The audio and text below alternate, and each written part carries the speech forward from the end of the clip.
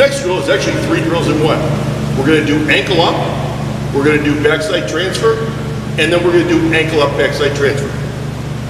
Ankle up being the first of this, we get in our normal hitting position. What we're doing is we're trying to get the girls to feel that load and release, okay? If I'm at 50-50 here, we want to get them the feeling of going back just a little bit, get about 60-40, and then forward to hit the ball. So what ankle up does is very simply, we just take our ankle, we touch ankle, and we come through. And all we're trying to do is get the girls to feel transfer back, go forward.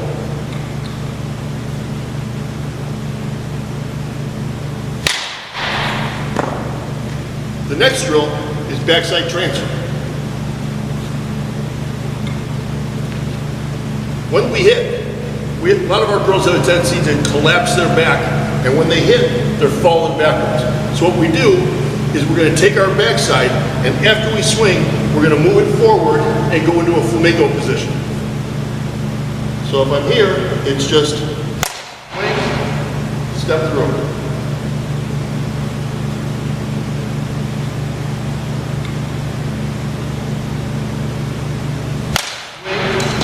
Step through. If I'm in this position, there's no way I can raise my hip up. So I want to make sure at contact I'm here so that after I release, I can come up. The third part of this is putting those two pieces together. And that's ankle up, backside transfer. And it's exactly as it sounds. We're going to start in a normal position. We're going to transfer our weight back, stride forward, drive, and finish.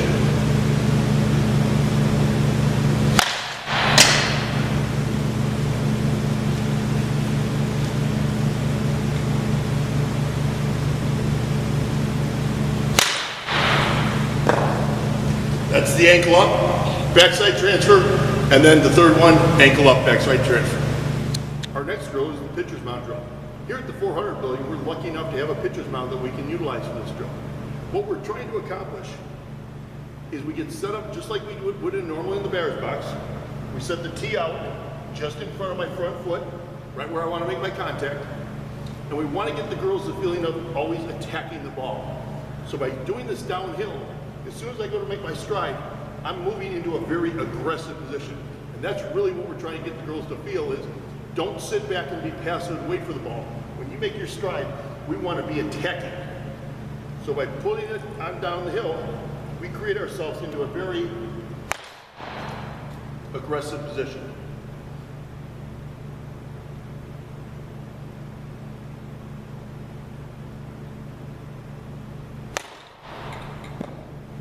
That's the pitcher's mound drill.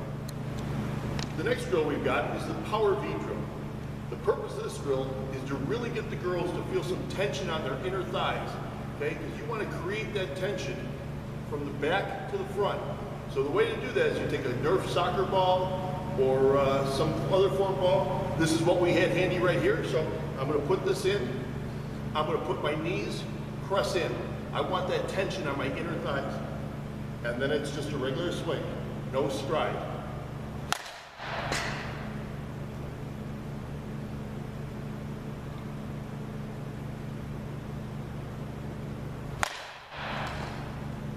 You ought to be able to do this with a Nerf ball and not have the ball. You want the girls to feel that squeeze right there so that everything is right here. Create that tension, drive that ball out. That's the power V drill. Our next drill is Happy Gilmore. As you've all seen the movie, you know Happy likes to stand in the back, and as he goes to hit the golf ball, does a little crossover step to get a little power. That's exactly the way the drill works. What we're trying to get the girls to feel is that motion of, we don't want to be anything backwards. We want to be moving forward and driving through the ball. So you have the girls stand back about 2 steps.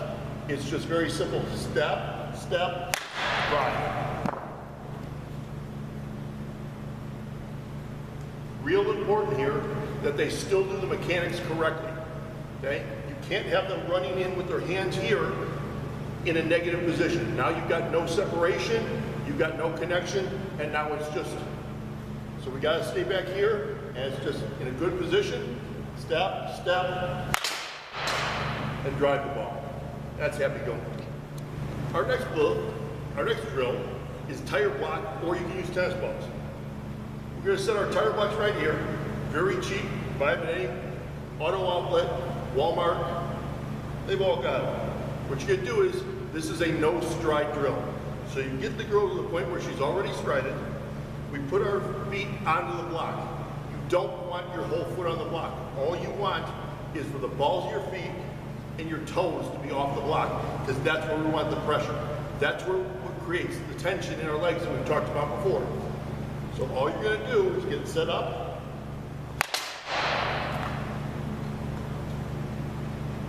and give them that feeling of some good tension in the legs. So I can take a swing and drive it up the middle. That's the block drill. As part of our mechanics, we want to look at the elbow separation. As we talked about, when we get a good stance, when we get a good swing, we're right here. We want to make sure we have a good separation right here between our connection point and our elbow. So when we do that, we want to make sure we separate before we go into our swing.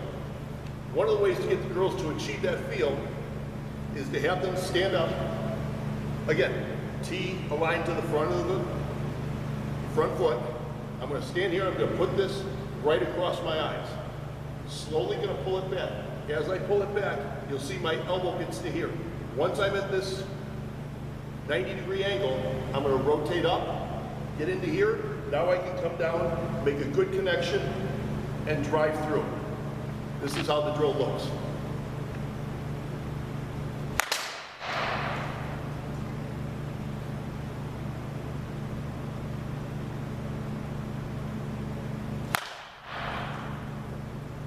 That's the elbow separation drill.